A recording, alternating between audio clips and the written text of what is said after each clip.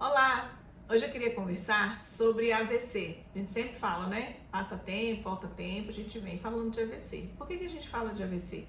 Porque AVC é uma condição neurológica extremamente grave, cada vez mais frequentes, cada vez que a gente reavalia as estatísticas, elas aumentam, a prevalência, quer dizer, o número de gente atingida por AVC aumenta a cada ano, né? Agora a gente já sabe que 1 em cada 4 pessoas vai ter um AVC ao longo da sua vida. Esse AVC ele vai ser diferente, tanto na causa, pode variar, quanto na sua forma de apresentação. A gente tem os AVCs isquêmicos, aquele onde há uma obstrução e esse fluxo de sangue ele não chega para as áreas cerebrais que deveria chegar, ou quando ele é hemorrágico, existe uma ruptura desse vaso e o sangue extravasa e inunda todo o cérebro ou parte do cérebro.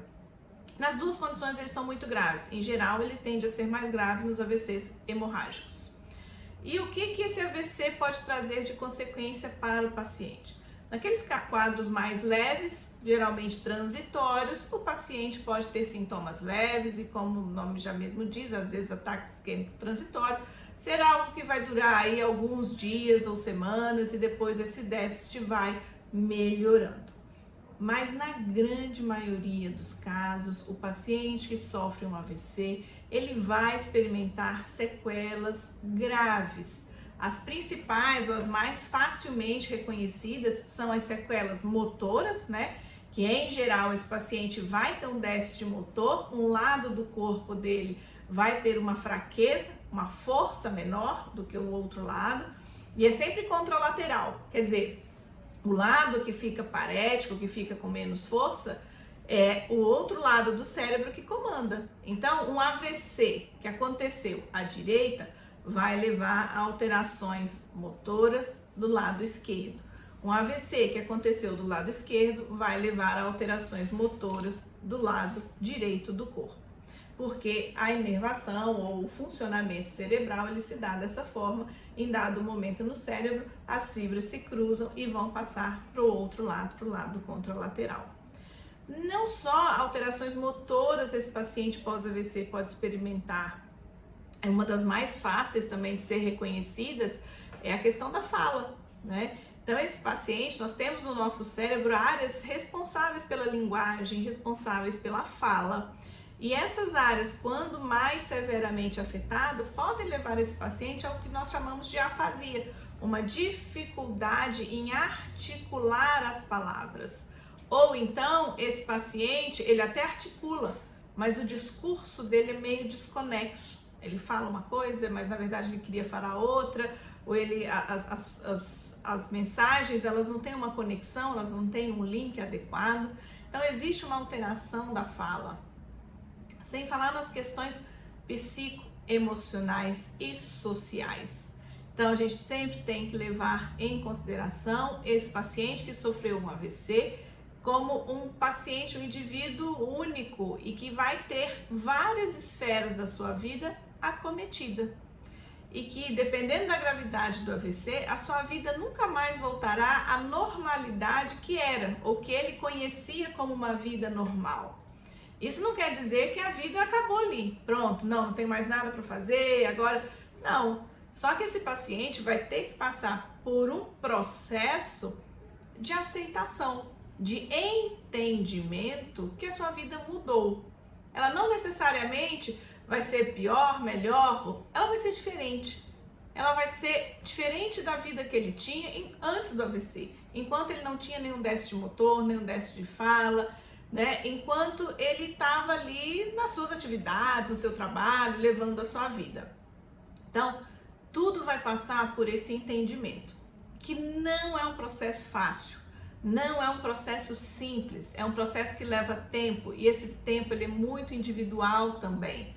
O paciente ele vai precisar de um apoio, de um suporte muito importante da sua família, né, de todos ali que estão ao redor entenderem essa situação, entenderem que a vida de todo mundo vai mudar, não é só do paciente, seus familiares mais próximos também terão suas vidas afetadas, né? Cuidar da saúde emocional desse paciente é extremamente importante porque é a saúde emocional dele que vai nos dar o tripé ou a base para que a gente consiga propor todos os protocolos, todas as terapias, tudo que a gente tem dentro de um processo de neuroreabilitação para oferecer para esse paciente e para ele tomar as rédeas aí desse tratamento junto com sua família e evoluírem aí na sua condição. Então, reabilitar não é curar. Reabilitar é devolver funcionalidade, o mais próximo possível da funcionalidade que esse paciente tinha, sem que a gente imprima aí expectativas irreais, expectativas de que, nossa, tudo tem que voltar a ser como antes. Não necessariamente, e nem sempre ela vai voltar a ser como antes, mas a gente precisa ter esse entendimento de que a gente pode fazer o melhor para que o paciente tenha o melhor desenvolvimento possível. Então, fazer as terapias motoras, né? Trabalhar com fisioterapia motora, terapia ocupacional, aplicação da toxina botulínica para reduzir a espasticidade, para que esse paciente consiga trabalhar melhor nas suas terapias diárias. Terapia da fala, né? Trabalhar com fonoaudiólogos. Esse paciente vai precisar muito de um fonoaudiólogo para melhorar aí a sua dicção, a sua mastigação. Às vezes, no primeiro momento, até a mastigação ela é um pouco alterada, fica mais difícil ali para ele mastigar, fazer a sua higiene oral. Então, o fonoaudiólogo é extremamente importante. O psicoterapeuta, o psicólogo, esses são de extrema importância também. Trabalhar essa saúde mental, fazer a terapia. Por vezes esse paciente também precisa ser medicado. A gente vai precisar de alguma medicação oral aí para que esse paciente tenha o melhor aí das suas atividades, da sua questão emocional devolvida, né? Para que ele seja motivado, para que ele tenha vontade de viver, para que ele tenha vontade de viver melhor, para que ele tenha vontade de restabelecer o máximo possível de suas funções.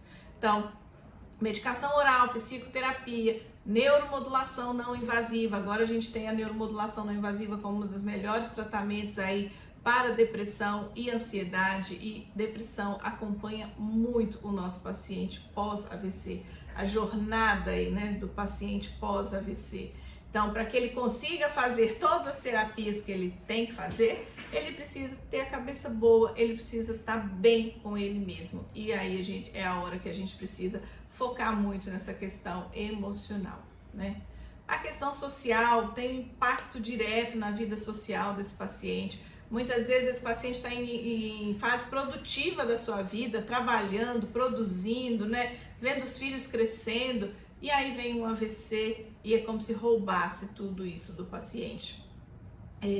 Então a família também passa por essa dificuldade socioeconômica muitas vezes, não dá pra gente deixar isso de lado. É uma família que vinha ali num momento, num crescente, todo mundo na sua evolução, na sua capacidade máxima laboral, e de repente tem um familiar ali que deixa de contribuir de forma laboral.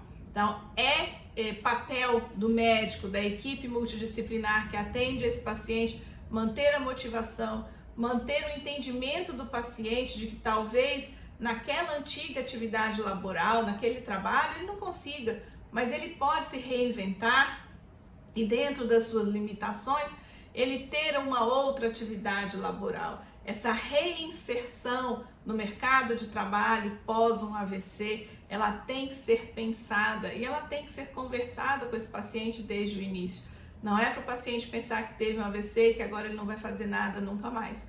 Então, a gente tem muitas frentes para trabalhar com esse paciente pós-AVC, e é importante um olhar macro, um olhar bem generalista para esse paciente, para a gente ver aonde, de forma muito individualizada, a gente vai poder trabalhar para que esse paciente tenha o retorno da sua funcionalidade, ou o máximo possível da sua funcionalidade de volta.